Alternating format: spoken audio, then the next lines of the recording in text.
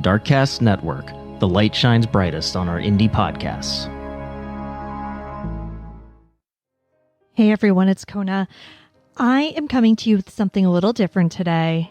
The episode that I'm working on isn't quite finished because I got some new case information about it that I want to make sure to include. So because I wasn't quite ready for release this week, I am bringing you another podcast. It's one of my favorites. It's another Darkcast Network podcast. It's called Crime Diner. It's a lot different from ours, but it's a lot of fun too. When I put on other podcasts, I try to do missing persons episodes. This one is not that, but it is my favorite episode that they've done. It is called Witch Please. And this episode actually made me a little angry when I heard it, because it's the same anger that I got when I was watching Drunk History and I learned about things that I should have learned about in school and I never did. And I was learning it from like this ridiculous show on Comedy Central. This is exactly like that, because this episode is about an all-female group of military aviators of the 588th Night Bomber Regiment. They terrorized Nazis, and they were called the Night Witches. They're female pilots who murdered Nazis. Like, how has this not been made into 100 movies already? I don't understand how I had never heard of this before. So it's a really great episode. You know, you learn a little bit. Like I said, it's different, but I highly recommend it. I know that banter in podcasts is a very polarizing topic, so I will tell you that they do have banter at the beginning, because the whole thing with Crime Diner is they tell these stories in a dinner with friends setting. So the beginning of every episode is about the dinner, and it's, you know, them telling stories about their lives, etc., etc. So if that's not your jam, just fast forward, because I promise you, like, the actual Night Witches story is totally worth it. But if you don't mind a little banter, definitely listen, because it is absolutely hilarious. So this is going to be our episode for this week, Witch Please by Crime Diner. This is a Darkcast Network show. Please be sure to check out all of the Darkcast Network shows and support indie podcasts like ours. We'll post the link to the site where you can find them all and, you know, put a few new listens in your podcast app. But thank you for your patience with us getting this next episode ready of ours. And we will be back with our regularly scheduled programming next week. In the meantime, enjoy Crime Diner. Warning. The following podcast may occasionally contain strong language and material that is not suitable for all ages. If you are easily offended, it is highly advised that you turn back now. However, if you're a degenerate, welcome, brethren. You've found your home.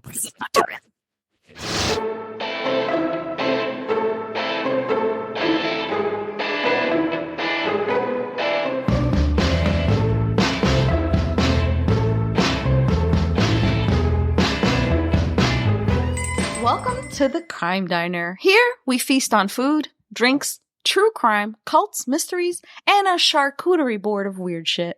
We do this within a Dinner with Friends theme. I'm Nydia. I'm Dana. I'm Cindy. This is about to get chatty. We're about to get our chat on. We're friends. We haven't seen each other all week.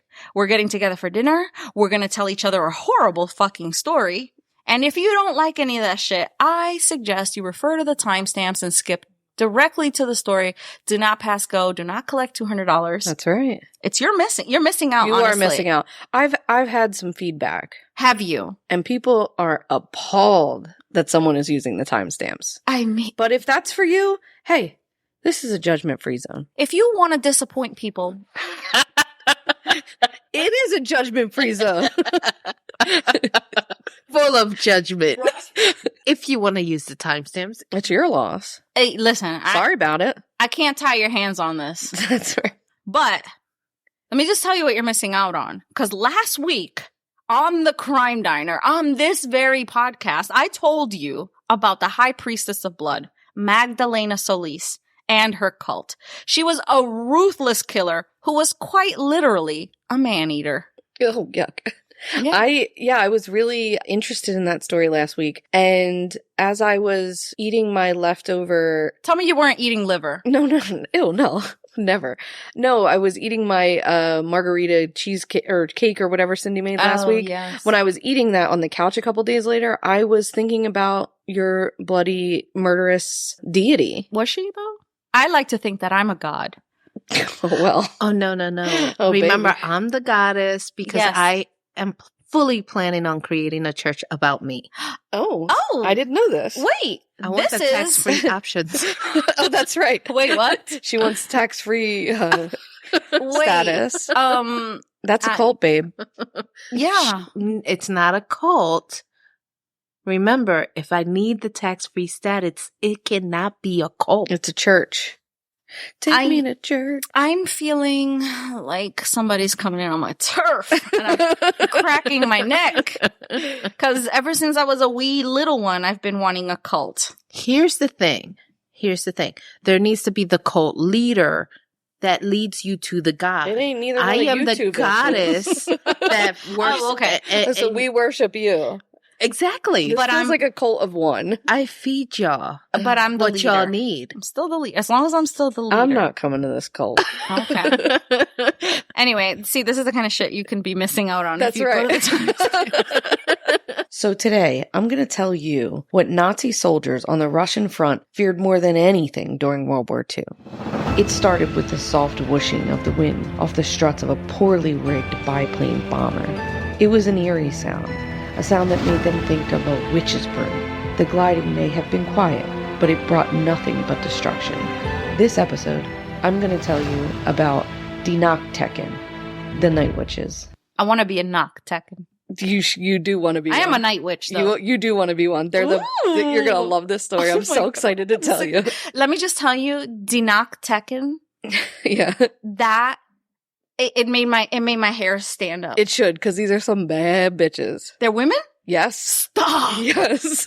Ooh, okay. Let's eat real quick. Yeah, let's go. So we're going to tell you that story, but first, the food. Let us pray. Bless us, O patrons, for these thy gifts, which we are about to receive from thy donations through Patreon every month under the power of the podcast. Cult. What do we have here?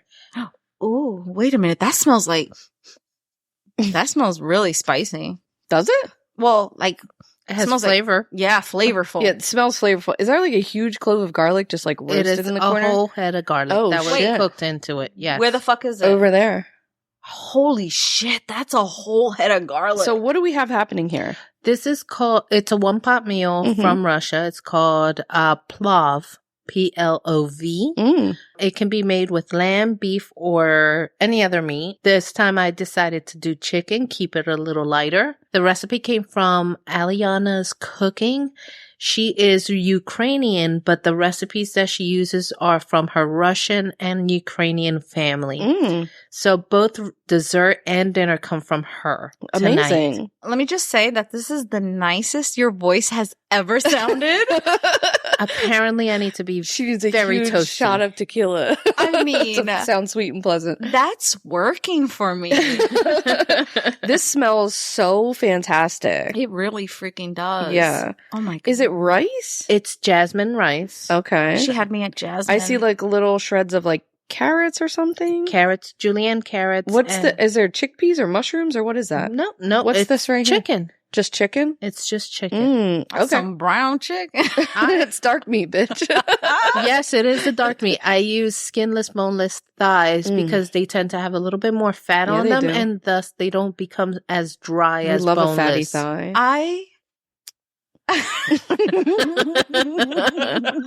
I love a fatty thigh, but not as much as Dana, clearly. She just loves to eat that thigh.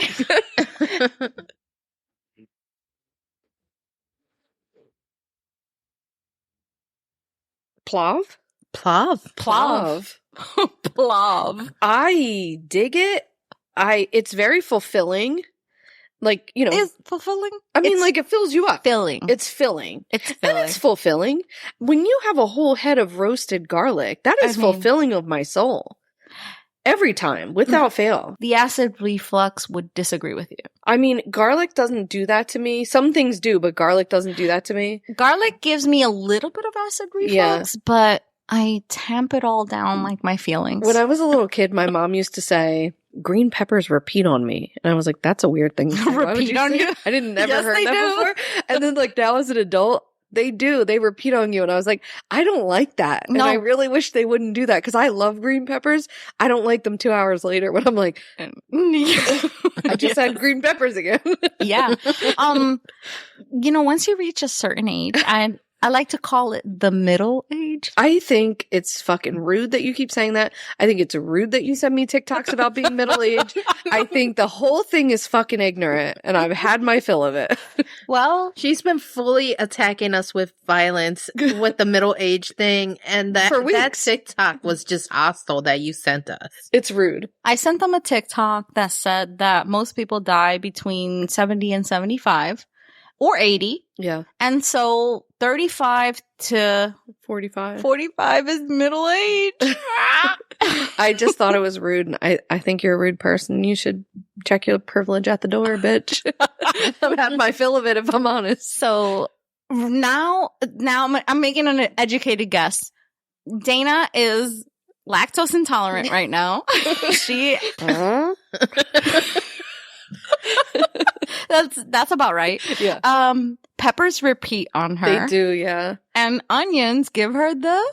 Onions don't bother me either. Really? I know they bother you, but they don't bother Girl. me. Yeah. I love onions. I love garlic. That stuff doesn't bother me. It is cream-based thing too, sort of, and green peppers for some odd reason. If I eat onions, I'm going to be farting for at least 3 days. That's terrible. Now, I will tell you this. This morning, I got to work this morning. My first guest was a 100-minute service. And Dana is a massage therapist. I had 2 services with her, so it was going to be 100 minutes I had her in the room, that's a long service. It's a long time. Yeah. And she was an older lady. She said she was 76 years old. And she was like, I just like to let my massage therapist know that for whatever reason, massage makes me gassy. And I was like, I'm sorry.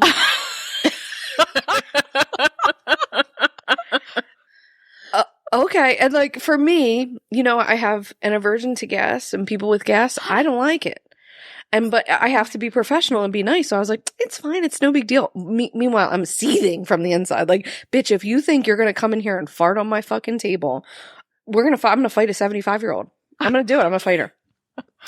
She didn't fart though, thankfully, because I really been, I didn't smell them. I keep my mask on all day, so it's not that big of a deal, but like, I was like, this room is too small and it's COVID. You can't be farting in here. Okay. There could be gases. I don't know. It has not been proven that is not how it's been transferred. I don't want that happening here. Dana is making the claim right here. You've heard it here first. There could be COVID in a fart. You could be breathing in COVID through a fart. Has anyone tested it? Fuck. Thank you. Damn. I think I have totally smelt up a whole ass COVID. It could happen. Oh my God. Then what? Nobody's known this whole time. That's been why it keeps spreading and spreading. Right. Through farts. I rented a car that smelled straight up like farts. Like the seats had been farted up so much. I would not take it. I would be so mad about that. Fuck. That's annoying. I drive the county vehicles and they always smell like that. Why? They smell like farts. That's always weird. Smell. Fucking. So she didn't fart. She didn't fart as loud that I'm aware of. Yeah, right. I didn't hear it. I didn't smell it. Which you know what? That's all I care about. God, that's all everybody cares about. Really, I mostly only care about the smell. I mean, I guess if I heard you, the smell. The sound is a fucking offense, especially if let me just tell you, the worst thing you can do is if you have an argument with your wife, your significant other, girlfriend, whatever the hell it is, and you fart during an argument, fuck you. You're like, aren't you taking this seriously? Isn't your ass taking this seriously? Clearly no. How rude.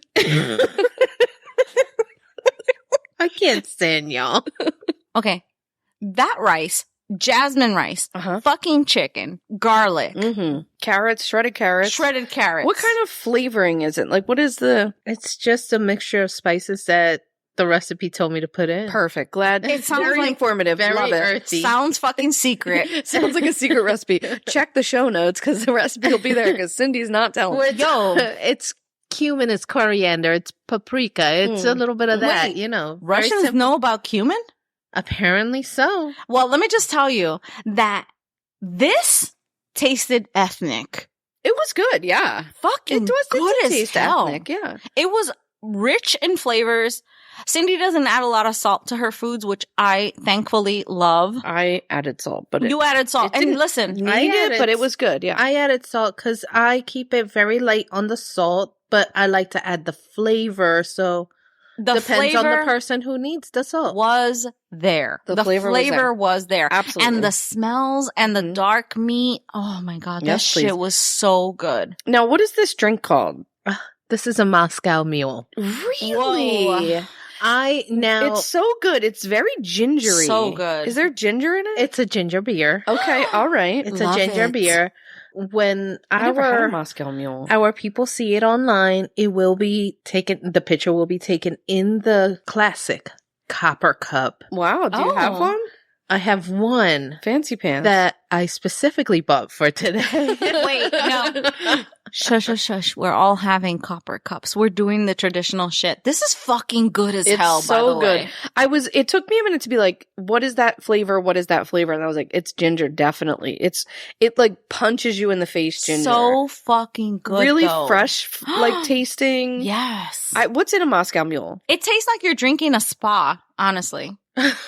Okay, Oh my I'll goodness. give you that. Sure. Yeah, I'll give you that. Sure. It's lime juice, vodka, and it's ginger beer. Always, So fucking That's good. it. Nice and simple. always ginger beer. Always ginger beer. Fuck, I love it. So the copper cup, I thought, altered the flavor. It actually does not. It just keeps the drink consistently cold. Oh. Which you would not think would be an issue in Russia at all. It's pretty fucking cold there. Like, yes. desperately cold. Yes. Have you seen those nipples? I have, in fact. They're always hard. The fuck? You can cut glass. So yeah, you wouldn't think that would be a concern of theirs, but No. they like their vodka cold, which I appreciate. I'm mad at Russia right now. Why? You know why. Oh, sorry about it. I will say that this is not made with Russian vodka. It's made with Grey Goose instead. Just because we're not buying Russian things. Because Oh. we're not buying Russian things. And the liquor store that I go to is not selling any Russian products. Thank you for that liquor store that Cindy goes to.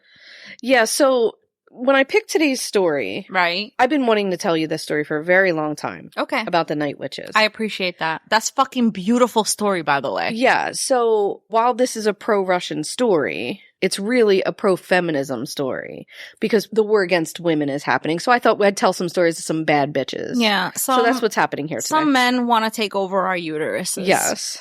I think I said it earlier today. The recipes actually came from a Ukrainian blogger. The She recipes has come from Russian her roots. Russian family. So would you say this is pro-Ukraine? Yes. You can. Always. This is a pro-Ukraine podcast. This is Absolutely. always a pro-Ukraine. Keep fucking fighting, Ukraine. Yeah. I don't know when this comes out. I hope they win.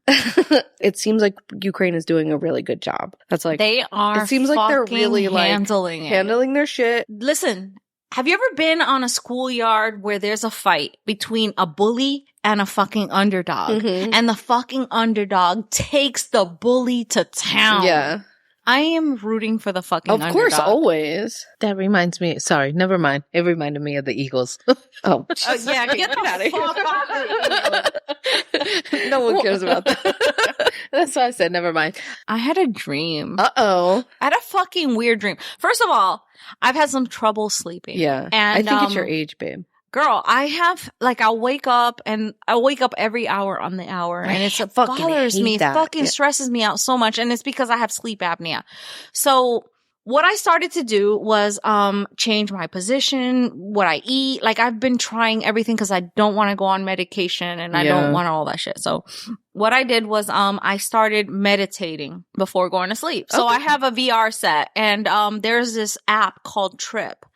And it's just a meditation app. It Mhm. just helps you meditate. So you feel like you're doing a DMT trip. And I've never done DMT, but like this is what people describe. Sure, yeah. It's just like real trippy and it guides you through meditation, and it's like 20-minute meditation thing. And so I can't do meditation unless it's guided, because I don't have the patience for it. Yeah. So I've been doing meditation, and I've been doing it for 3 days now, and I have had the best sleep of my life. That's good. I feel fucking completely relaxed. I don't feel my body. I had a shoulder pain, and like it was like really starting to bother me, and because I've been exercising too, because I'm trying every fucking thing so that I need to sleep. Yeah. I started doing that, and I didn't fucking feel I didn't feel the pain. Amazing. It was amazing, and I've had great sleep. I'm sleeping the 8 hours that I need to sleep, and it was wonderful. But I'm having some really vivid dreams. Okay. So the other day, I dreamt that I had to pee really badly at an airport. No. Yes, at an airport. Oh, no. And so there was an available stall between 2 stalls. Okay. And on one stall, there was a lady that had a very big butt. And my mother always used to say, I want a Kim Kardashian ass. Your mom But used my to say that? mother, no, Oh. I want a Kim Kardashian ass. Like, I Okay. want a voluptuous ass. I am not voluptuous. The body so bootylicious, you would say. Yes, I want an onion butt that makes men cry. Gotcha. And I didn't have that. So, You don't currently have that? no, I don't have. Okay. No, I never have. Uh-huh. I've had a little butt. My butt's small. My butt's small. Mm. Yeah, my butt's small. Mhm. It's not voluptuous like Hispanic women with a big butt, Right. like J-Lo or anything like that, Yeah, right? it's no It's no J-Lo butt. It's a small butt. I would call it a bubble butt. Like, I had a little bit of a bubble butt. Now that bubble has been burst. But anyway, the point is, my mother always used to say, when I said I wanted a bubble butt, she says, the bigger the butt, the bigger the smell. And so I was in a stall in the middle of 2 big butted women. Uh-huh. Right? I should have checked this dream before you told it on the So podcast. I go into the stall Uh-huh. and I'm like, fuck. The stall walls, I can see the other person in the toilet next to Nightmare me fuel. on either side. Uh-huh. We can see each other. We Mhm. just can't see each other's faces, but I can see their butts. It was waist high. Okay, Okay. this is weird. So I look over and one girl is pooping. And I'm like, oh my God, she's fucking pooping. Let me not fucking look over. No eye contact. No eye contact because I can't see her face. It's waist high. The stall walls are waist high. I don't know why I had this dream. Waist high from the ground up? Yes. Okay. So like, the toilet- worst part to yes. be able to see. So you can see their whole butt and But no whatever the faces. function they're doing, but I can't see their face. All right. And on the other side, same thing, same situation. They're both pooping. And I was like, I really need to pee. It's urgent. If there was going to be the option, top half, bottom half. Right. That seems like the right half. Yeah, I don't want to make eye We contact. can't be making eye. No. We can't all be sitting here with like the stall just up to our shoulders and just like looking to the left. Yes, looking to the no. right. That would be tragic. Yeah. So bottom half only. So it Obviously. was bottom half only. And I'm seeing what function they're doing in the toilet. But then you could never leave the stall until everybody's out. Clearly. I mean, I stand in the stall when it's from ground to ceiling and like wait for everybody to leave. So yeah, exactly. All Right. right. Especially if you're making a smelly. yeah. Right? So the girl both girls are making smellies. And I'm like in the middle and I'm like, I just had to pee. Yeah. So I pee and then we're having a conversation. So when I woke up, the point is that when I woke up, I was horrified. And I was like, why did I have that dream? So then I start analyzing it and I was like, what did I talk about beforehand that led to that? Yeah. Because usually when you have a dream like that, you were like, oh, I had, Sure. you know what I mean? These What were were the you- thoughts that I had. So what was it? So at work, the bathroom, the teacher's lounge, at the end of the day, there's always somebody that stinks it up. Made a smelly? Oh my God, made us smelly. And I just turned the fuck around. I'm like, nope, No. no, simply no. I'd rather piss in a fucking bottle than go to that bathroom. We're not allowed to use the bathrooms in the spa Oh, because, of course not. of course, you know, people Yeah. getting changed in there, whatever. So there's like these 2 bathrooms right outside the spa you can go to. We only have 10 minutes between services, so sometimes you just like run, go to the bathroom, come back. You know, it's real quick. Right. But there's this one bathroom that like, I don't know, all the heat goes there. Like Ugh. you open the door and it's like you get punched in the face with the heat, Yes. and you're like, if God forbid someone is just in there. Ugh. You can't even go in there to pee because it's gonna, and then the person behind you is gonna think, and then you have to come out and be like, it wasn't me. It already smelled like that. Yes. You can't. Thank you. You're just like, I'll run all the way to the other end of the hotel before I use the hot bathroom because it smells, it's hot. It's a hot turd. Yes. Even if it wasn't a smelly, it's a hot turd in there. Even if you had to do a quick pee, you don't want to be blamed for that. You can't, right? You can't. You don't. You don't want to be blamed for that. So I go in, I do the smell, and I'm like, yep. Do the smell? Simply no. And I walk away and I go somewhere else. Yeah. But you gotta take a hike. I gotta take a hike. But at the end of the day, all the bathrooms are ripe and you just gotta pick the less ripe one. So we got a message from a listener / friend / whatever. We did. They told us about a dream they had about us. About us. Yeah. Do you want to read it? We're dream girls, but you know, it's whatever. So this came through on Instagram and Cindy got it and then sent it to us and I was like hysterical. I was like, are we inspiring people's dreams? So this is how it goes. This is what they said. So last night I had a dream that the three of you owned a thrift shop with literally everything. That's also my dream, by the way. Yes, of course. You also had an Airbnb attached to it in Alabama. Keep guessing.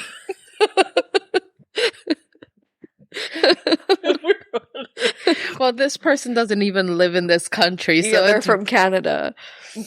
Canada. Right. Which feels weird. It's not this country. Isn't that weird? It is weird. But they probably know that Alabama's. Yeah. Questionable. I love you, Annabelle. Alabama. Our numbers are not great there anyway. So. Love you, Alabama. Shout out to the one listener. I went to visit. So, okay, I'm continuing with the dream. Mm-hmm. I went to visit Sierra and I brought my husband for whatever reason. And since we were driving there. Why would you bring your husband? I mean, for whatever reason. For whatever reason. And since we were driving there, we decided to stay at your Airbnb. For whatever reason, the store was 24 hours and we had a section that was under water. This sounds chaotic enough to be our fucking thrift shop / Airbnb. So she went to our underwater thrift shop. Our half underwater thrift shop / Airbnb. That's open 24 hours. I want to be where the people are. That sounds like she was watching The Little Mermaid. Yeah, it's fantastic. Because The Little Mermaid could have opened up. Could have had a thrift shop. A thrift shop with all the shit that she found. Absolutely. Anyway, back to it. But it didn't feel like it was underwater. Well, that's usually the feeling that we go for with our thrift shop. Yeah, we want this to feel as much like home as possible. Right. We're underwater for the location, but we're overwater for the comfort. That's right. So it didn't feel like it was underwater. People could just walk, but you guys just had a little betta fish in bags hanging from a hook. And I wanted to look at one to buy and accidentally let it out. And it was swimming all over the store. I bought it. I bought a lot of awesome clothes though. The whole time you guys were recording too. Whenever someone would buy an article of clothing, it made food appear on your pod table. It was very random and Alice in Wonderland. I'm sorry, who did this? This was Alicia. Alicia from Twisted and Uncorked. Were you high? Is Alicia always high? No, I don't think so. Maybe, I don't know. We don't know Alicia that well, but that shit made me laugh so hard because it kept getting weirder and weirder. Honestly, and weirder. It wasn't really that weird. What? I sell vintage shit online, so a thrift store is not that far off. Okay. And so the food. I'm sorry. Whenever you buy an article of something, food just appears on our podcast table. Well, if you think about it, our patrons pay and we purchase food. Okay. All right. Yeah, you've sold me on the dream. Alicia, You didn't have a dream. You didn't have a fever dream. You had a vision. You had a full fantasy. I mean, a crime diner fantasy. Listen, that's the goal. Also, I've always wanted to have an Airbnb. I'm turned on. I love it. You're turned on? I'm into it. I love it. I love it. Listen, the fact that she had a dream about us, that's a fucking review. It makes my whole heart. Yeah. That's a review. Mm-hmm. That's a review. We're making dreams happen for our listeners. That's right. It could also happen for you. We had a 1-star review a while back. Oh, yeah. A couple weeks ago. It was a coward. Yeah. If they left a 1-star review. It was a drive-by 1-starring. It was so rude. They didn't even roast us. Yeah. Which we were like, simply no. And we're over here waiting on making dreams come true. I mean. A dream is a wish your heart makes. Right, right. Don't give us the 1-star review. How rude. That being said. Have a reason for it at least, tell us about right? it. So we got a lot of love. Y'all showed out and it was so good. I mean, they were just so happy with us. No. They were ready to fight. I think my favorite one came through today. Uh-huh. Wait. I'm going to just read it. Okay. I know that's your jam at the end of the episode. No, you do it. But this one came through today and it made me laugh so fucking hard. Best time ever. You ladies are awesome and you know I love you. Forget the haters and the 1-star warriors. I look forward to hanging out with you every week. I'm here for all of it. All the drinking, the amazing food, the belligerence, the narcissism, and of course, the captivating stories. Love, Lisa. And I was like, narcissism, huh? Uh-huh. We should not talk about Cindy that way. I mean, Cindy is the kindest person. Cindy's actually really nice, you guys. You wouldn't know it by how rude she is on this podcast. I mean, but the shit she says she's really kind to us. She can be a little narcissistic, but she's sweet. I mean, we know really her. Sweet. I know you guys don't know her, and she comes off really rough around the edges. Narcissistic, yes. But she's great. You guys would love her if you got to know her in person. You just got to get to know Definitely an her. abusive relationship with y'all. We're just straight giggling. Can we have dessert? Yes, please. Yeah. Let's get dessert. What? This is beautiful. That is. Oh, it smells so good. It smells like buttercream. It smells cakey as fuck. Hell yeah. What is it? So it is a Russian sour cream cake. Same food blogger, Aliana's cooking, and it's called Smetannik. Smetannik. Yeah, Smetannik. Yes, it smells so good. It smells satanic. Satanic? I don't, dude, this smells sinful. It's, oh my God. So what is on the outside of it? It's actually the crumbles from the trimmings from the edging. Of course it is. Yeah. It's fucking cake iced cake. That's what it is. It's cake iced cake. It's fucking cake iced with cake. That's what's happening right now. Pretty much. Like, and a sour cream icing? It's a sour cream icing. What the fuck? And there's sour cream in the cake mix to make it. Oh my God. When I was doing the recipe and she said dilute the sour cream, and I'm like, dilute with baking soda, and I added the baking soda to the sour cream, and then it started to like science experiment. Yes, it my totally God. became liquid, and I was like, wow. Hold on, can you tell we're drunk? No, I'm fascinated by this. This is so exciting. I've never had I've had like sour cream, like there's like a southern cake that you put sour cream in it, and that's good and fun, but I've never had sour cream in the icing. I've never had like, there's some shit happening here. This feels Russian as fuck. I can't wait to get into something. And it's different. That sounds appropriate. Can we stop talking about it and fucking be about it? Fuck. Let's be about it.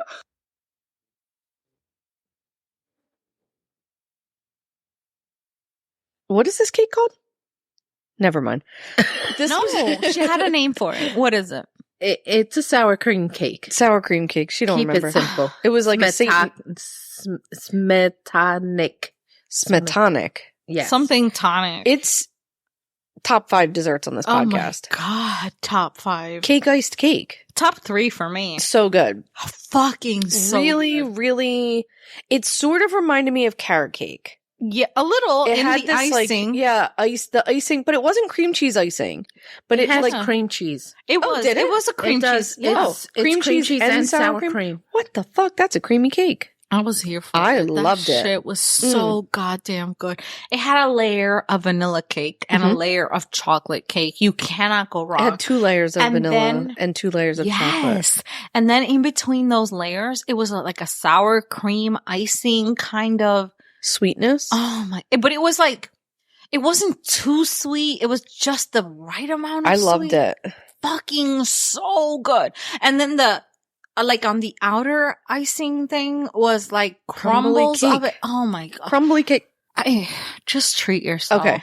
And this might become a Moscow Mule podcast. This is definitely becoming a Moscow I love this. Mule podcast. This is the best, one of the top 10 best drinks that we have ever had on this podcast.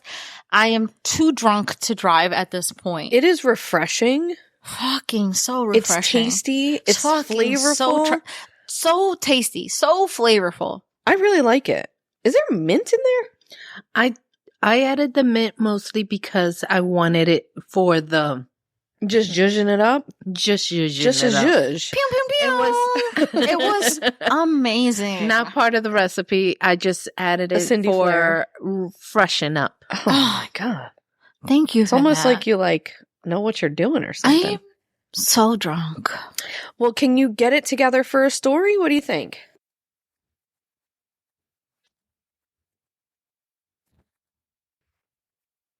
Okay, so I have a lot of sources today. I love it. History.com, rightmuseum.org, thisdayinvasion.com, warhistoryonline.com, tons of Wikipedia articles, World War II database.com. Okay. Lots of sources today. All of these sources can and will be found in the show notes should you want to research a little further. The recipes and the drinks are there. All of our information is in the show notes. I was going to reiterate that because a lot of people are always asking about the recipes. Right. And yeah, they're in the Make show this notes. cake, y'all. It's so good. Fucking please make this cake. The other thing I will tell you is while I have a lot of sources, and I'm going to tell you a lot of information, I listened to a podcast. It was an isolated podcast called The Night Witches. Oh. It was like an 8-part podcast, and it followed different women throughout World War II. And it was so good. And each episode was only like 30 minutes. You should listen to it. It was really, really, really well done. Really, really, really good. It was called The Night Witches. Anytime you say night witches, I'm fucking here for it. I'm so It could glad. be a night witch podcast, a night witch book, a night witch fucking pajama set. You tell me what night witch to listen to. Yeah. I'm here for it. So I'm going to tell you about a group of badass Russian women who scared the shit out of Nazi soldiers I fucking live. so badly Oh my God. that if a Nazi were to kill one of these women, they were automatically awarded the Iron Cross, which is like one of the highest Nazi honors. I want to be a night witch. You're going to love this story. Oh my I've been God. wanting to tell you this for so long. Oh, I'm here for it. I'm listening. I'm on pins and needles. Good. So we're going to talk about the Night Witches. Now, before I tell you how fucking awesome they are, let me tell you how we got to the point where we needed a whole female regiment to help defeat the Nazis. Well, you know what? If daddy can't fucking fix it, bring the mamas That's in. right. Picture it. I'm picturing Communist Russia, 1930s. it. Still communist. Yeah. But go on. Good old Joey Stalin. He's the Mhm. leader of Russia. He's drinking his days away, bopping around, killing and banishing aristocrats or any regular old person Whoever that crosses his may, path. yes, exactly, oppose him or challenge him in any way. I don't know what you know about Stalin, but he's not a really good dude. No, he's really not. It is estimated that under his regime, something like 20 million of his own people died, either because he killed them directly or they died of conditions under his rule. Famine, forced resettlement, or labor camps. Wait a minute. What was that number again? 20 million. He was a busy boy. Yeah. This was like before World War II. What the Like fuck? before and after. Like, but many, many, many Russians were killed under Stalin before World War II even popped off. Oh, I mean, millions of people. that's a lot. Yeah. That's a lot of people. Yeah. I know numbers. It's a lot. Millions, 20 million. millions, Yeah. come after thousands. That's a story for another day. Jesus. I'm telling you this because it's important to know that many, many, many able-bodied men were killed before Germany ever tried to invade Russia. Right. Now, let's talk about the invasion of Russia for a second. As some of you may know, Germany was on a literal warpath, overpowering every damn country in Europe. Yeah. Certainly trying to. Yeah. Stalin was like, listen here, Hitler. It's 1939. Yeah. We ain't in no place to be having a war with you. No. We could win if we wanted to. But If we wanted to. I'm a little busy killing my own people and shit, starving them to death. I mean. Maybe in the 40s, I'll be a little more prepared. But right Maybe. now, not so much. And Hitler's like, yeah, of course, Joey, no big deal. Right. I wasn't planning on fucking with you anyway. No. Let's sign this little peace treaty, a non-aggression pact, if you will. If you will. And it says that I won't attack you, and you won't get all up in my business when I'm attacking other people. Don't get up in the face. And Joey Joe was like, cool, sounds good. Cool. I don't give a shit what you're doing in Europe. Do you? But Hitler had his fingers crossed behind his back. He fucking did. I saw it. Now, you may remember a few months back on an episode called Access Denied Access denied. that I told you a story about Christina Starbeck, a Polish woman who was a secret agent for the Brits. Yes, you did. And she was a badass. She was. And she got information and gave it to Winston Churchill that Germany was going to attack Russia. And Churchill himself told Stalin, watch your back, bro. Yeah. Germany's coming for you. And Stalin was like, nah, not my boy Hitler. Yeah. We got a non-aggression pact, bro. Had his fingers crossed. Meanwhile, 3.6 million Germans tiptoed like Pink Panther style Uh-huh. over to the Russian border while Stalin was slacking. I Okay. mean. On June 22nd, 1941, in what is considered the most powerful invasion force in history, Oh, shit. Germany attacks Russia. They get up to the border, and all the Germans see that a shit ton of planes are just like lying there, chilling in the sunshine. And Germany's like, bet. In less than 1 day, in less than 9 hours, Germany destroys over 1,200 Russian planes. What the fuck? In less than 2 months, Russia loses over 700,000 soldiers, half of their fighter planes, a fifth of their tanks, and 4/5 of their long guns. Germany just decimates parts of Russia. Not the long guns. Yes. So Almost now all of them. Now they're left with short guns. Yes. Pistols. Fuck. Pew pew. So I won't go into a blow by blow of the invasion and the subsequent. Right. We all know how, the subsequent war happened. We know how it went. We all know how it turns out. Right. But German soldiers were fucking ruthless. And for about 6 months, they murdered Russian families. They burned villages to the ground. They captured and starved civilian prisoners. Some of them resorting to cannibalism just to survive. Kids were in the street just like trying to find rats to eat. It was fucked up. I love a good cannibalism story, but not when it comes to war. And No, stuff. it's bad. I say all of this to you for 2 reasons. I want you to understand that the main reason Russia was not immediately conquered by Germany, like many of the smaller countries like Poland and France and whatever, because of the sheer number of bodies that the Russian army could throw at the war. Like, I mean, they had so many citizens and still do. Right. Like, and ready and willing men to go want fight. to fight, yeah. Yes. The other thing that I want you to understand is that many of the women that I'm going to tell you about in this episode watched their loved ones get killed by Germans, Right. watched their homes be destroyed. They were raped by German soldiers. It was brutal, and they were fucking pissed. And they had nothing to lose. They had nothing to lose. Fuck it. I'm here for it. Now, not only were these women needed by their country, but they wanted to fight. Let me tell you how Russia was kind of cool. How are they cool? They were all about women having equal rights. Listen, I'm here for that. Sorta. But Oh, okay. Not Like- sort of. when I say that, women were able to do a lot of things that men could do. And one of those things was learn to fly. Well, just for the women can do anything that men can do. Yeah, but they're not always allowed to. They're not always allowed to, but they can do. I'm going to tell you first about Marina Roskova. She was born March 28th in 1912, and it was not always Marina's dream to fly planes. She wanted to be an opera singer like her father. When she was 7 years old, her father died from injuries sustained from being hit by a motorcycle. A motorcycle? Yeah. It's a little, motorcycle. Got it. She continued her drama and singing studies, but later she fell victim to a middle inner ear infection. It left her unable to, sing properly. I guess she couldn't, pitch notes or whatever. I don't know about singing. Oh, wow. But, it fucks up your whatever. So she decided to quit music and devote her studies to chemistry and engineering in school. After graduation in 1929, she started to work at a dye factory as a chemist. She met a man there, an engineer named Sergei Roskov, and she married him. Together, they had one daughter named Tanya in 1930. The following year, she started in the Aero Navigation Laboratory of the Air Force Academy as a draftswoman. In 1933, Marina Roskova, so his last name was Roskov, and she added the A. I don't know how it works in Russia, but so her name is Marina Roskova. Right. She joined the Soviet military air forces. In 1934, she became the first Soviet woman to qualify as an aviation navigator after graduating from Leningrad Air Force Scientific Research Institute. That's a mouthful. Yeah.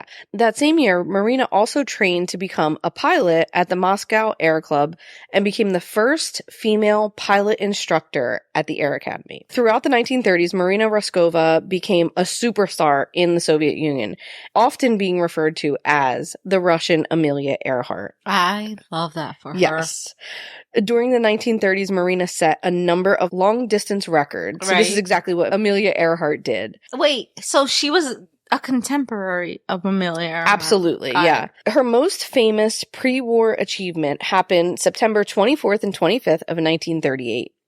Marina was the navigator of an all-female crew. Ooh. And together, they set an international distance record of 4,010 miles, or 6,450 kilometers. I love that. The world record was for distance in a straight line without landing when they flew a twin-engine plane named Rodina. The duration of the flight was 26 hours and 29 minutes. And if you remember the episode a few weeks ago called Flight or Flight. I love that episode. I told you the planes back then were not so comfortable contraptions to travel in, right? They're very loud. They're very cold. It was so cold that oil froze in parts of the plane. And since all the compartments were separated, like the pilot to the navigator and the mechanics, whatever, they had to communicate with handwritten notes through slats in the... Because it was so loud. So loud, they couldn't hear each other. The plane flight was from Moscow to Komsomolsk, Namor. They were freaking crossing the Siberian forest. The whole Siberian thing, yeah. With about an hour left of their flight, the women lost use of the radio. Because of this and adverse weather conditions, they missed the airfield at their landing site. They couldn't maintain altitude, so they started throwing things from the plane to lighten the load. What? The navigator's cockpit, where Marina was sitting, there was no entrance to the rest of the plane. She would have to get in before, the flight took off. Right. This made her very unprotected if the plane were to crash. So the pilot ordered her to jump from the plane so that she wouldn't be killed because they were going to have to crash land. I'm sorry. So the pilot had to save herself, whereas everybody else... No, the pilot told Marina to jump from the plane. Marina, who is the navigator. Okay. So the pilot tells Marina to jump from the plane. So she does. She throws a parachute on her back. She grabs a few essentials, and she fucking beats feet from this plane. Just shoop, right out. And so everybody else dies? The other two women crash land the plane. Right. And they wait by the plane for 10 days for Marina to track through the Siberian fucking forest. Yeah, no. With almost no food and water. And no buses. I mean, there's it's literally frozen swampland. It's nowhere. Yeah. She finds the two women standing on the side of the plane, and all three women emerged from the forest and were given the Hero of the Soviet Union Award, which is one of the highest awards. Yeah. Of fucking course. Marina, for her efforts from this whatever. She becomes like she's the Soviet Union's Amelia Earhart. I'm like, still celebrating they fucking her. love her. The little girls, like little girls all over Russia look up to her, just like we did to Amelia Earhart. Like, she's a true fucking hero. Barbie wants to be her. Truly. That's amazing, by the way. Yeah, I'm not even like saying to you, she literally jumped from the plane with like matches, a compass, and like Siberia. chocolate or something. Yeah, literally over like the frozen fucking tundra. Right. For 10 days. Like, and finds her friends people. because before she jumped out of the plane, she knew where they were going to land because she was a world-class navigator. She fucking found her coworkers. So I can't find a meeting. True. I literally have lived in this town since I was born, and I've worked in the town that I've worked in for 13 years, and I drove up a wrong way on a one-way today. I mean, in a town I've worked in 13 fucking years. We're not getting medals. Certainly no. No. So the three women, Marina Raskova, Polina Osipenko, and Valentina Grizobova, fucking supermodel. They were the first three women ever to receive the Hero of the Soviet Union award ever. And they're over 5'8". They're Victoria's Secret supermodels. Some of them are. Yeah, some of them are. By the start of World War II, Marina was arguably one of the most famous women in the Soviet Union. She began receiving letters from all over the Soviet Union from women who wanted to join the war effort. Hell yeah. Just like bags and bags of letters, you know? Women that were fucking done with their men.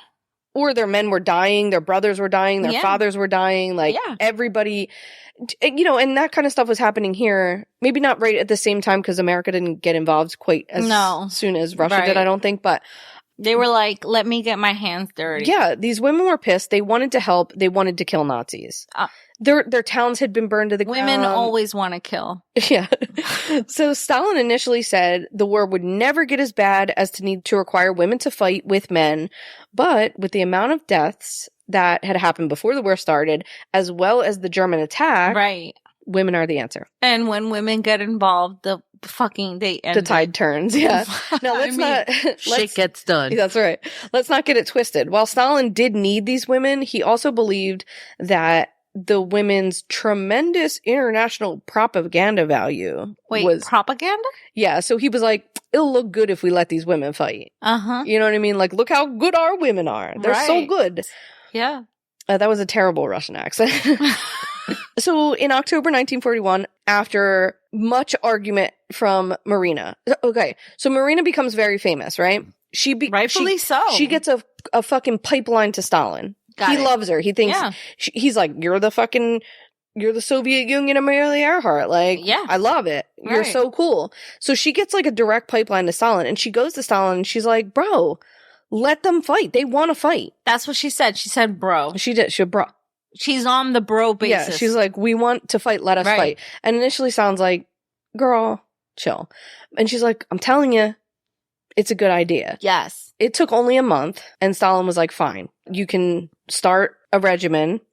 And in October 1941, Stalin orders the 122nd Compost Air Group, an all-female aviation regiment with Marina Raskova in charge. And they sent a lot of pads and tampons. They sent fucking none. Truly. Just wait until you hear what happened to these women. Marina took to Radio Moscow. She rallied a call to action, and thousands upon thousands upon thousands of women wrote in saying that they wanted to fight. Hell yeah. These three regiments consisted of 3 different squadrons, starting with 10 aircrafts each. All the mechanics, all the engineers, all the supporting personnel would be women. Ooh, everybody. I fucking love that. Yeah. In total, about 1,000 women, ages 17 to 27. That's just the right age. Fucking babies. Fucking angry. Were selected. About 1,000 women. I love it. The 3 regiments were 586 fighter regiments. So that's like the fighter pilots that you see like Snoopy, like. Fucking yes. Yes. The 587. I love with the that. like red scarf, that whole thing. Fucking yes. The 587 daytime bombers. So that's the planes where they're dropping bombs. Yes. And the 588 night bombers. Oh. The night witches. Oh, fuck yes. Ideally, soldiers were trained for about 2 years. That seems like a long time. That's a long time, yeah. These women were trained not just how to fly, but how to navigate, how to maintain the aircraft. They had to be a mechanic. Well-rounded. in 6 months. Ooh, that's a short time.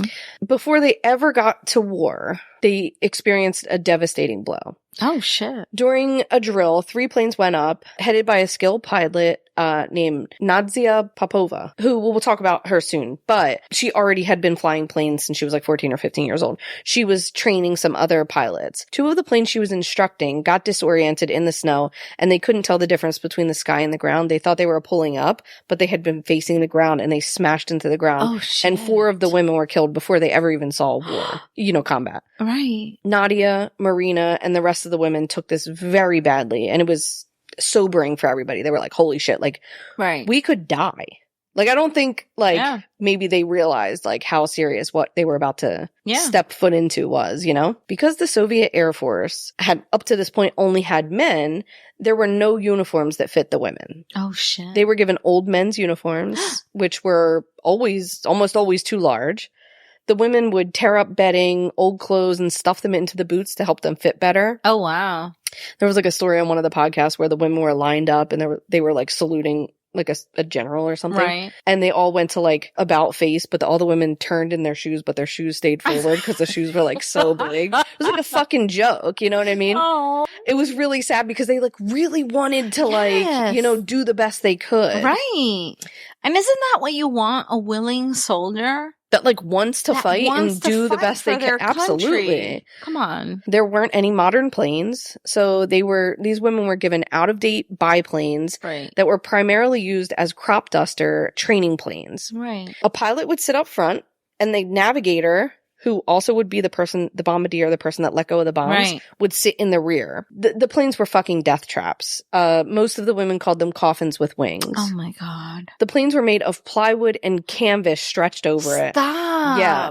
If a tracer bullet struck the plane, it would burst into flames. Obviously. Yeah, if you're fucking made out of wood. Literally, like plywood and canvas. Like you can picture like, it's truly like what we see of like Snoopy or like, that's exactly what it was like. That makes me lose faith in airplanes. It was bad. I thought was like so bad. At least metal. I mean, the men got metal planes. Fuck the men. Yeah. And their metal planes. So the plane's top speed was only about 90 miles per hour, and it could only carry 2 bombs, one under each wing. Mm-hmm. The weight of the bombs and the crew would force the planes to travel very low, which made them very easily spottable to the enemy, right? I don't know if that's a word, but that's what I said. Spottable? Spottable, is that a word? I am christening it as a word. Spotted by the enemy. Right. No, it's spottable. Detectable, there you go. No, it's spottable. Okay, perfect. I have spotted on my paper. I don't know why I said spottable, but that's what we have. Spottable is a word. Because of this, the planes could only fly at night under the cover of darkness. Love that. These women were given no parachutes. Of course not. Possibly because they flew so close to the ground. Witches don't need parachutes. True. Possibly because of the extra weight, or possibly because they had none to spare. Right. They had no radars or radios. They had to rely on maps, compasses, stopwatches, pencils, flashlights, like the stars. I'm sorry, pencils? Yes, to like figure out where the fuck they were. Oh, shit. Because they had no radars. Okay?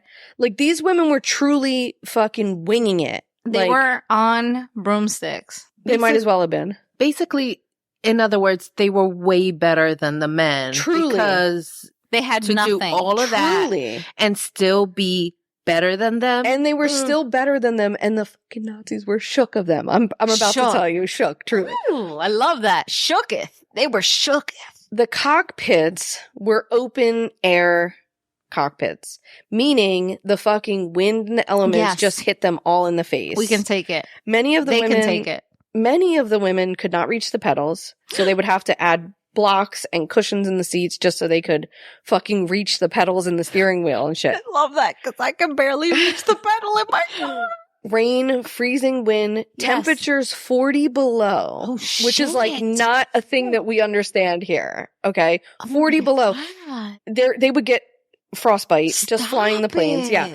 If their bare hands touched the fuselage, their flesh would come off. Like, it was so cold. Like, I don't even think I'm, like, describing how cold it was. Like, it was fucking cold.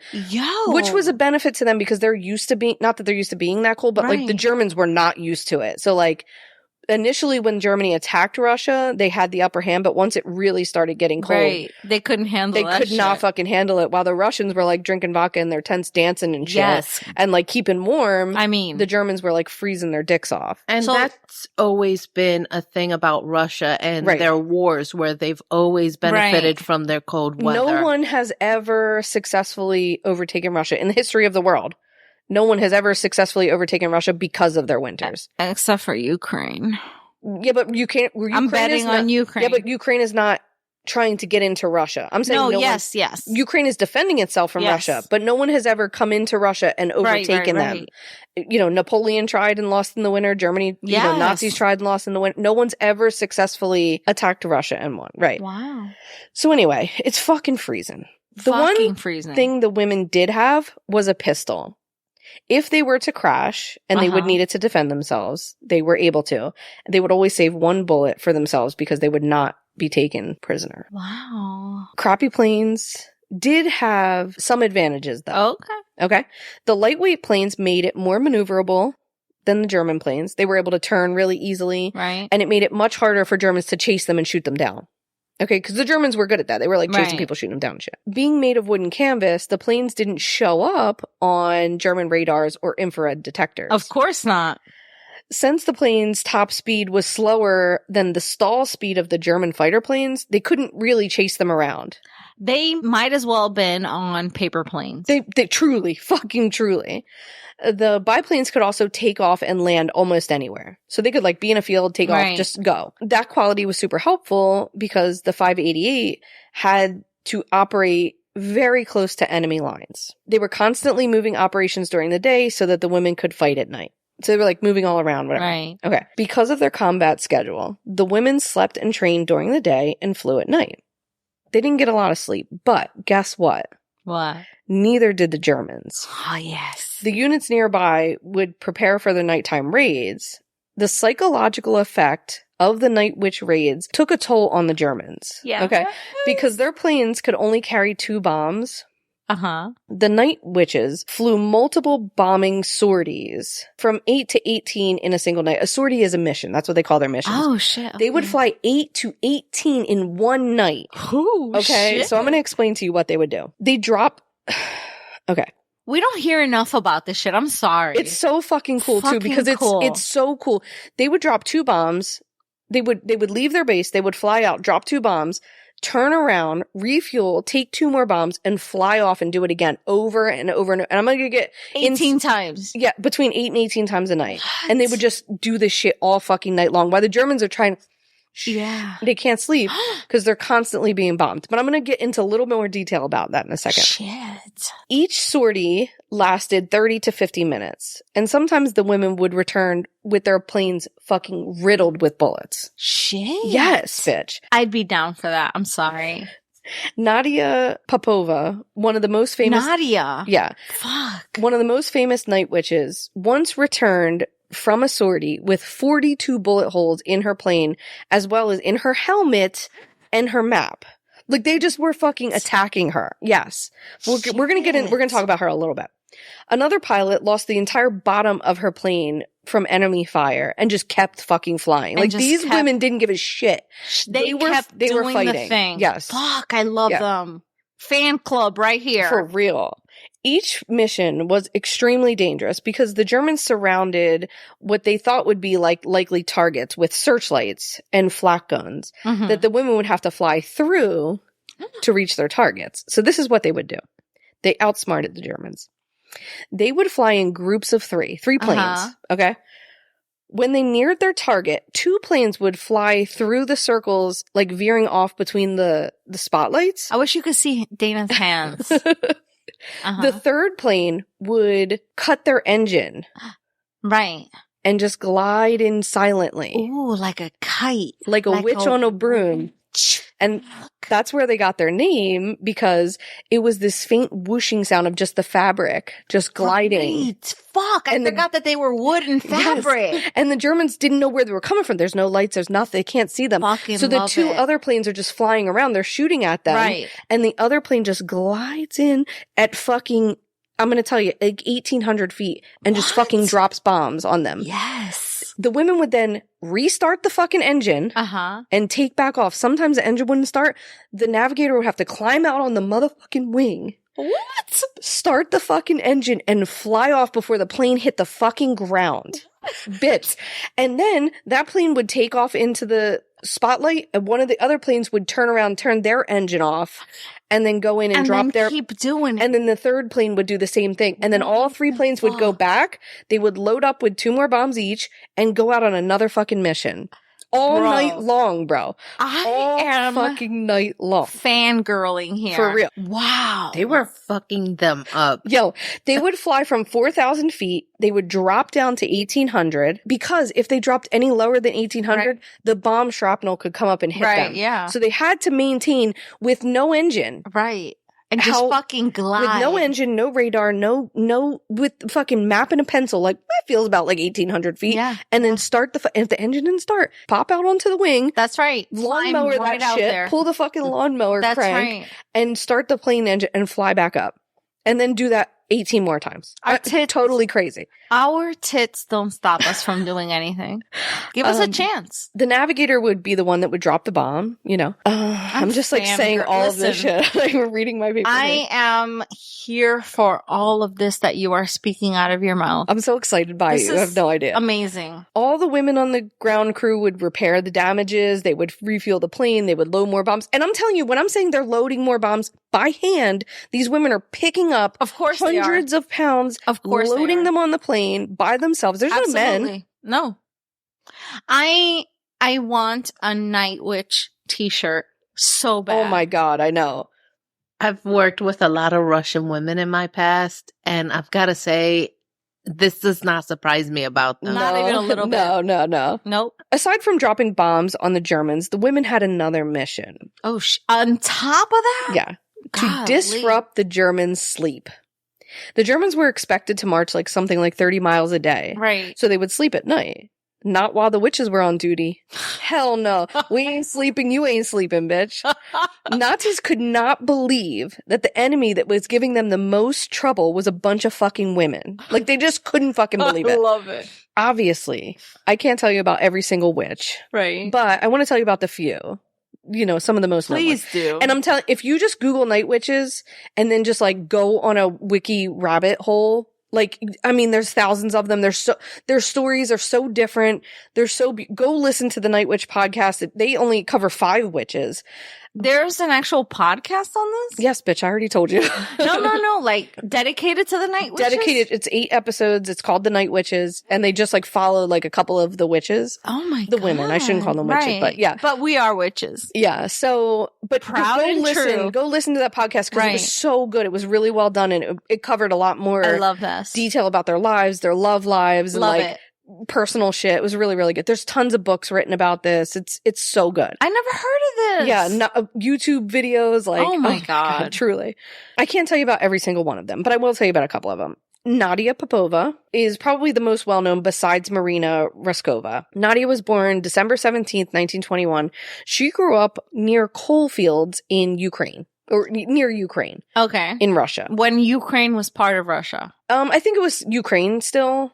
I you know what, don't quote me on that, but near Ukraine, near where Ukraine is now. When a small aircraft landed in her village, she became enamored with aviation, enrolling in gliding school at age 15 without telling her parents. Oh, shit. In 1937, she made her first parachute jump and her first solo flight at the age of 16. Despite her parents' opposition, she pursued her new passion and obtained her flying license. Fucking 16 years old. I love that for her. She was initially rejected as a student from a pilot school, but after Polina Osipenko, you may remember her from the flight with Marina that she crashed in the Siberian. She was on that same flight. Yeah. She was the pilot. She recommended Nadia for the school, and she was eventually accepted.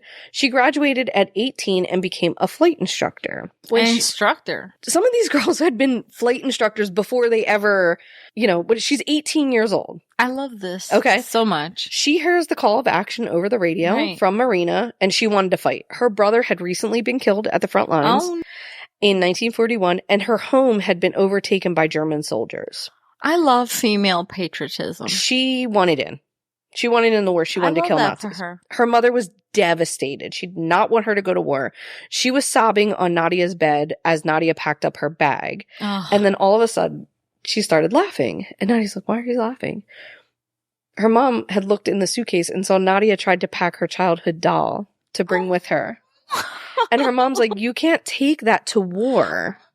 You're 18 years old. Like, so her mother gave her a brooch and she wore it for every single flight she ever went on. Did she bring her baby doll? She did not bring it, no. What? Because her mom was like, Laughed honey, at no, her. you can't bring a baby doll to war. Yes, she can, though. When Nadia was 19 years old, she was the one who was training the girls who were killed. They crashed the plane in the very beginning of the story. Okay. She was only 19 when she was training them. So she was devastated. She was really, really heartbroken over this.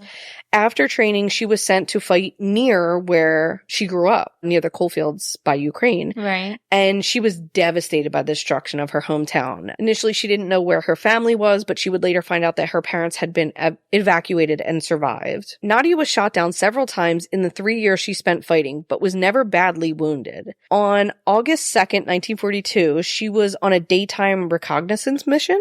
Okay. When she was attacked by Luftwaffe fighters and forced to make an emergency landing. Wait, what kind of waffles? They're like German waffles. Okay. Trying to return to her unit, she joined this motorized column, like a throng of people that were like walking, I guess. And among them, she would meet her future husband, fighter pilot Semyon Kharlamov. As Axis forces began their retreat, her unit followed through Belarus, Poland, and eventually entering Germany.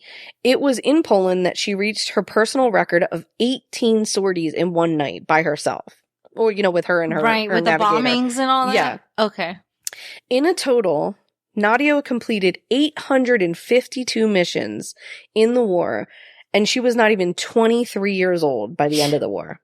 Oh my God. Next, I want to tell you about Lydia Litvayak. So Nadia and Lydia. Yeah. And there was Katya, Kinda and there was, close to you know, my there was name. lots of, yeah, that's true. Yeah. Lydia was also known as the White Lily of Stalingrad. She was born in Moscow on August 18th, 1921. During the Great Purge, this was Stalin getting rid of any of his opposition. Right. Her father was arrested as an enemy of the people, and he disappeared. Oh, no. Lydia became interested in aviation at the age of 14. She performed her first solo flight at 15 and later graduated from military flying school. She became a flight instructor. At the time war broke out, she had already trained 45 pilots before war even broke out. Male or female? Just I guess in male. general. Yeah, like people Right. in the flight school. After the Germans attacked the Soviet Union, she tried to join the military aviation unit, but was turned down due to lack of experience. So, Oh, but she was experienced enough to instruct. right. Okay. But she hadn't had enough hours. Got it. She exaggerated She lied on her resume. pre-wartime flight by 100 hours, Oh, and she was shit. able to join the all-female 586th Fighter Aviation Air Force Defense. This is the like those people. She trained in that's what yeah. Okay. She trained in a Yak 1 fighter with a white lily, mistakenly as a rose, painted on the outside of her plane. So that's how she got the nickname the Lily of Stalingrad. Her name Love was that. Lydia Lily. Love that. In 1942, she was assigned to the 437 Fighter Regiment, a men's regiment fighting group over Stalingrad. So she joined a bunch of men, like it was a co-ed Okay. situation happening. The only girl. No, there was other women in there, yeah. Some of the women got to fight with the men because they were good. September 13th, 3 days after she arrives, and on her third mission covering Stalingrad, she shot down a Ju-88 bomber and an unidentified fighter, marking her first and second kills of the war, making her the first woman fighter pilot to shoot down an enemy plane. During her combat career, she scored 11 solo kills and 3 shared kills. And many German pilots she shot down were shocked that they were shot down by a woman. Some of them wouldn't even believe it until they were brought in front of her, and she would give them a blow-by-blow of how she shot them down. She'd be like, at first I did this, this, and this, and they would be like, shit, I guess she did shoot me down. Fuck. Because the Germans would like thought that the Russians were fucking with them. They're like, a woman didn't shoot me down. They're like, no, here she is. And she would come and be like, I did this, this, and this. Fuck, she did shoot me down. So they would survive it? Sometimes, yeah. Many times, actually, yeah. And then they would be taken prisoner of war. Right, and, right, yeah. right. And then she would come along and be like, bitch, I'm the one that shot you down. What? Say something. She'd be like, say it with your chest. I love that. Oh my God. I love that. She was a boss, yeah. That's my kind of story, Dana. So on February 23rd, she was awarded the Order of the Red Star and made a junior lieutenant and selected as part of an elite air tactic regiment called the Free Hunters. They were pairs of experienced pilots which were targeted for their own initiative. So they would like go out and just fucking shoot people out of the air. Like on their own. They're like, go ahead, go shoot whoever you want. Oh my God. And she did. So she like just killed mad Germans. Like, I love that. Why isn't there a movie about these women? I don't know. Like simply, there was a book that was very popularized and that's how they became, like every now and then there's like a surge of this being popular. Right. And there was like a book that was like historical fiction and it was about like Mary Roscoe. But this is real. This is very real. Yeah. Oh my God. This is very real. Why no movie about it? March 22nd, she was wounded for the first time.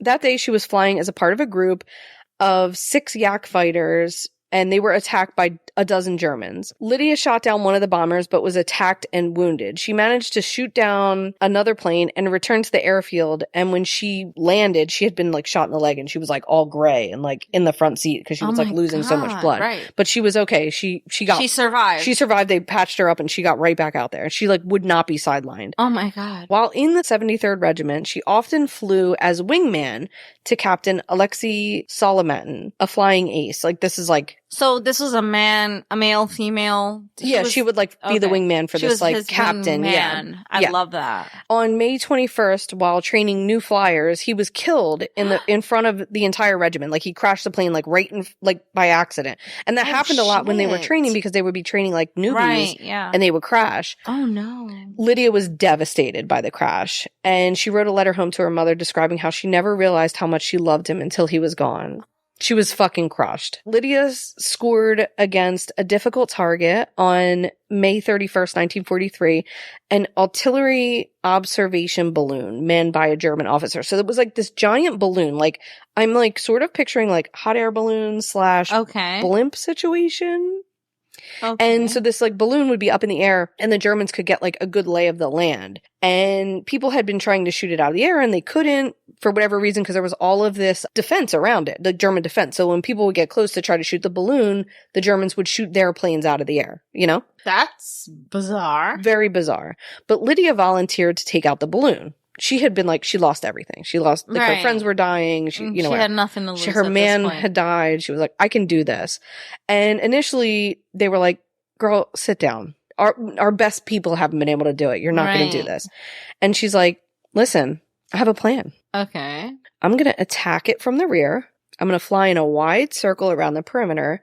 And I'm going to fly over the German territory. They're not going to see me. Okay. And I'm going to take the plane out. And the guy's like, you know what? Do whatever you want. Go for it. Whatever. She fucking does it. She takes down the plane. She takes down the balloon. Yeah, the tactic worked. The hydrogen-filled balloon caught fire under her stream of tracer bullets and was fucking destroyed. This was a huge deal because this balloon was getting a lot of information about where they were and like tactical information. June 13th, 1943, Lydia was appointed flight commander of the 3rd Aviation Squadron within the 73rd Guard. On August 1st, 1943, she does not come back from a mission. This was after her 4th mission of the day. So she'd already been out 3 times. She went out, she did some fighting, she came back. On her 4th mission, she doesn't return. She had been escorting a flight of ground attack aircrafts, and she just doesn't come back. As they were returning to base, a pair of Bf-109 fighters dove on Lydia while she was attacking a large group of German bombers. A Soviet pilot, Ivan Borensko, recalled Lily just didn't see them. The 109's flying cover for the German bombers. A pair of them dove on her, and when she did see them, she turned to meet them. They all disappeared behind a cloud. So Ivan was also involved in the dogfight, and he saw her for the last time through a gap in the clouds. Her Yak-1 was pouring smoke and was pursued by at least 8 Bf-109. So 8 other planes were following her falling from the sky. Like, Right. they were going after her. And she was already like... She was already on fire, Right. and she was falling from the sky. Shit. Ivan descended to see if he could find her. There was no parachute seen, no explosion, and she never returned from the mission. Oh, no. Since her body was never found, they had to presume that she was taken prisoner of war. Since Stalin believed that all POWs were traitors, it prevented her from ever receiving the title of Hero of Soviet Union. So, like, Stalin believed that if you were a POW, then you would eventually sell them out. Okay, so you would not be, like, posthumously awarded any medals because, fuck you, you're a traitor. Right. Because you got caught.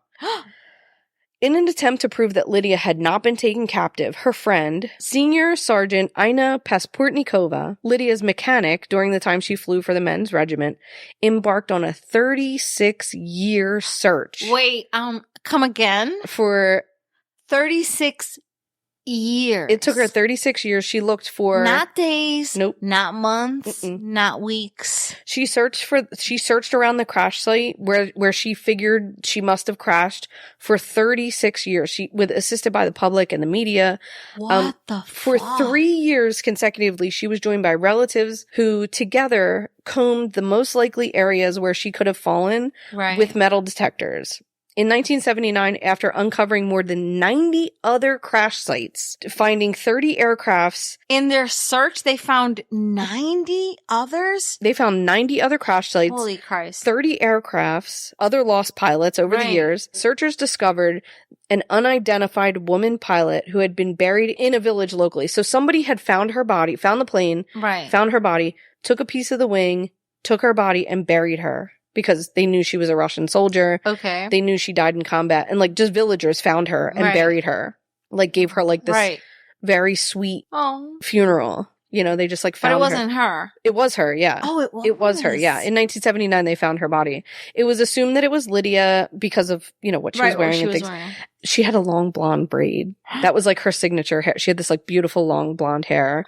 And so when they found her body, her hair was still there. They assumed that she was killed in action after sustaining a mortal head wound. Oh, shit. Ina said that a special commission was formed to inspect the body, exhume it, and it concluded that it was Lydia. Okay. On May 6th, 1990, President Gorbachev posthumously awarded her the title of Hero of Soviet Union, which is like, it's such a big deal to them. Right.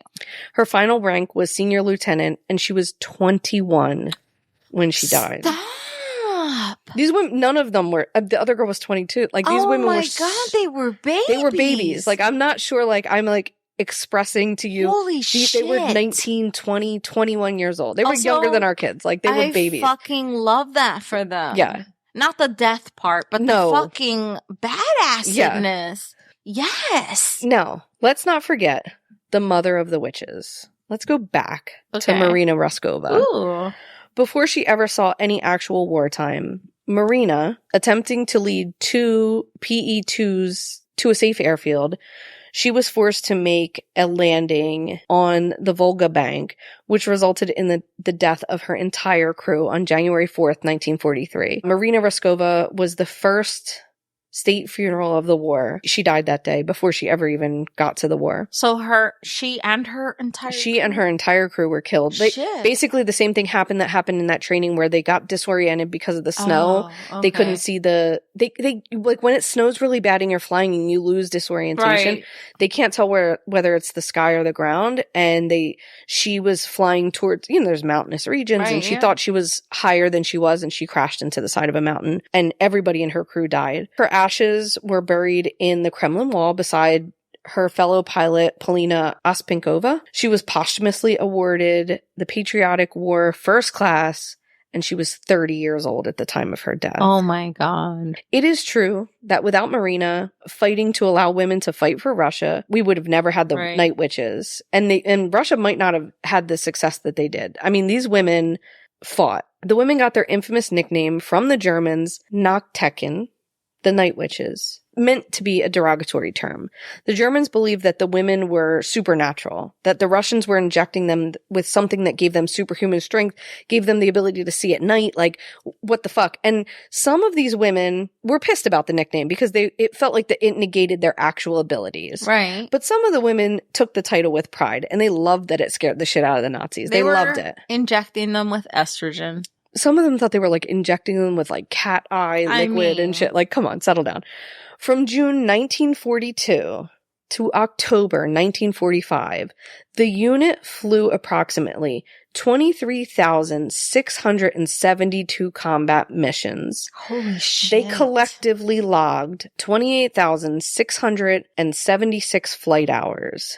They dropped over 3,000 tons of bombs and 26,000 incendiary shells. Wow. They damaged or destroyed 17 river crossings, 9 railways, 2 railroad stations, 26 warehouses, 12 fuel depots, 176 armored cars, 86 prepared firing stations, and 11 searchlights. They also made 155 supply drops of food and ammunition to Soviet allies. The women knew they were badasses, and they wanted the recognition of the men they fought alongside. They often faced discrimination from male pilots. The men viewed them as inferior and showed them very little respect. The discrimination strengthened their determination to succeed.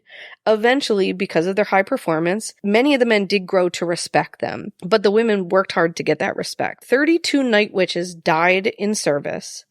89 Soviet women won the country's highest honor, the Hero of the Soviet Union, during World War II. After the Allies win the war, Okay. right?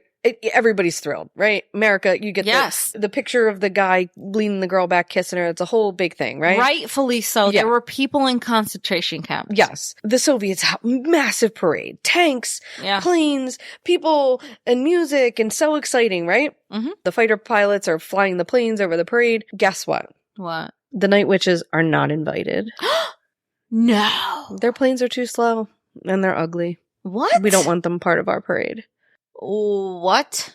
Nobody knows about night witches for years. What and the years fuck? and years. I mean, like, so during the war, right? Like, some of the women, like Nadia and Lydia, things like that, they had gotten on like magazine covers and shit. Like, it was they were very. I hope so. But like after the war was over, it was like, our boys, they did it, and like. Fuck you, 1930s and 40s and 50s. Yeah. And so we didn't hear about the night witches for decades. Nadia lived till 2013. She died at 91 years old. Yeah. Fuck you. She married Simon. She married her like guy that she met on the road. What? And yeah, she lived till she was 91 years old till 2013. What? Girl. Yeah. And that was like, it was, this story came out a bunch in 2013 because she died. And it was like, she was the last night witch alive. Yeah, she lived. I hope she had grandkids that were like, that's right. That's right. My grandma was a night witch. Bitches beware. I have been obsessed with this story. I've been wanting to tell you about it for so long. Oh my God. I love this story. So I want to be a night witch. You should listen. I kind of am. You kind of are. Also, like, I was listening to like what these women were doing. So if you listen to this podcast, like, they follow 5 or 6 different women, and they really explain like what happened, and the podcast is Night Witches. It's called The Night Witches. Oh my God. It's like a purple little, and it's got like this weird little plane, and so you'll know it. It's just it's literally 8 episodes, and each episode's like a half an hour, and they follow like the women and. They follow Nadia and Lily and, I love this. And a bunch of there's a Katya and, of course there's a Katya. Yeah. And, but they talk about like all different challenges that they faced, and like they go into way more depth of their lives and things that they were doing. Wow. But, many of them died. Many of them, like the one girl is like talking about how she wanted to be a night witch. She of course we didn't know they were called night witches, right? She just wanted to fight for the airline regiment. But she didn't know how to fly. Right. So she stood outside Marina's office for days, like begging to be in. And she's like, I don't know what to do with this. She made her a mechanic, and she worked her way up from a mechanic. And she was like, it's so important to be a mechanic because if anything goes wrong, I want to make sure that my planes, I send my girls out on the best plane they possibly can. So it was like the 3 of the women, it would be the mechanic, the navigator, and the pilot. They would be like this little crew for one plane. They were like sisters. Yeah. They were like Salt and Pepper and Spinderella. Yes, exactly. And they were so like wound up for each other because like one couldn't do the job without the other. Of course the navigator couldn't fly without the pilot couldn't fly without neither of them could fly without the mechanic, and they were just less. So anyway, this girl, Katya, she wants to be a pilot, so she works her way up from a mechanic. She becomes a navigator, and she's in the plane, you know, behind the pilot, right? Like that's how it goes. Like the pilot's in the front, the navigator's in the back, and the navigator's dropping the bombs. Right. And Dana just did a little kick. Because what would happen is sometimes the bombs wouldn't drop, and the navigator would have to climb out on the wing and kick the fucking bomb off the wing. You tried while they were just kicking a bomb. Yeah, and these bombs are hundreds of pounds, you know? Right. And they would, mind you, they're fucking gliding with no engine. They're just gliding. Right. And so she's in the back. She kicks the bomb off. The pilot, they restart, but the pilot doesn't go up, and she's like, what the fuck? She realizes that the pilot has been shot in the head. She has to reach over her friend, pull her body, who's been shot and killed. She pulls her body up, and she's flying the plane from the fucking back seat. Pulls her up, and then, you know, she doesn't dump her body, which she could have done. She would never do that. That's her girl. It's her sister. You gotta look for her back. So she brings her body back so that she can be buried with her family. It's so fucking amazing. Like, it's so cool, I want to fucking get a Night Witch's tattoo. I swear to you. It's so cool. Like, it just makes me be like, these are the things that I wish I would have learned in fucking school. Yes, man. Empowering things that would have made me feel like, I don't need to listen to this fucking 16-year-old boy. Yeah. Yes. I can fucking be a Night Witch. Yes. And these girls were, you know, the girls that were running it. Right. They weren't even 30 years old.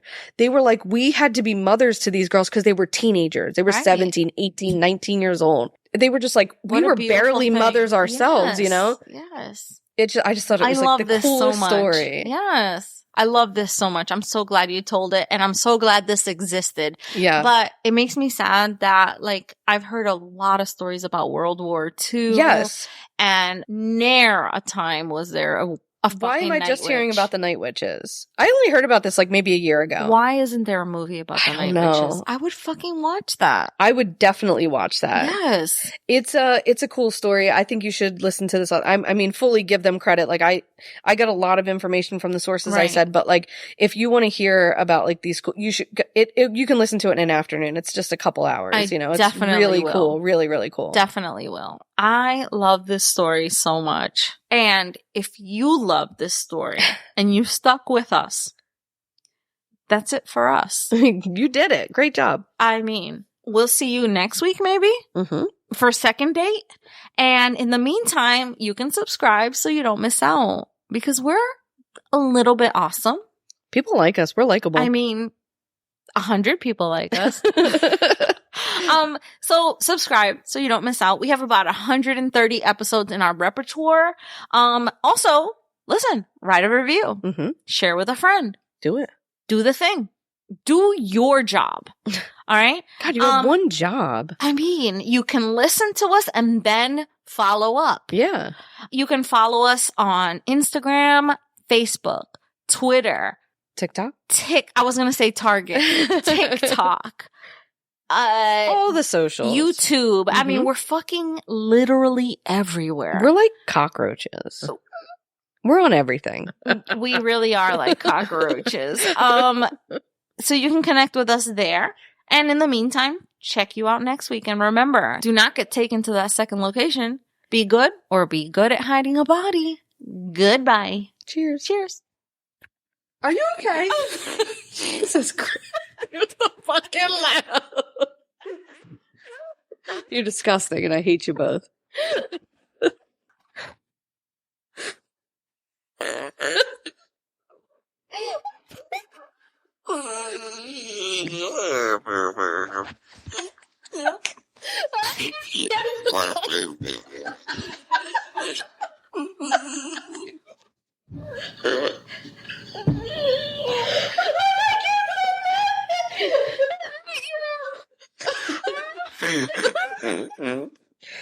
Oh god, I'm crying. Oh my god, and holding my peak and I almost fucking remember.